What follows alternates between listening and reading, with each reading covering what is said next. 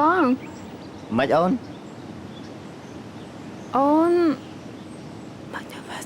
បាត់រដូវជិតមួយខែ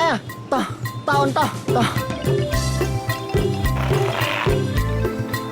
ក្នុងអំឡុងខែទី1បន្ទាប់ពីបាត់រដូវនារីក្នុងវ័យបន្តពូជដែលរៀបការរួចឬមានដៃគូទាំងអស់សូមប្រញាប់ទៅពិនិត្យផ្ទៃពោះនៅមណ្ឌលសុខភាពដើម្បីទទួលសេវាថែទាំផ្ទៃពោះ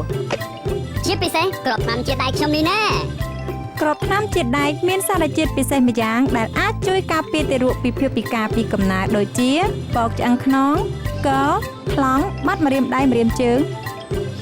នឹងជួយឲ្យកុមារមានប្រាជ្ញាឆ្លាតវាងវៃគ្រាប់ថ្នាំជាតិដែកក៏ជួយម្ដាយមិនឲ្យស្លេកស្លាំង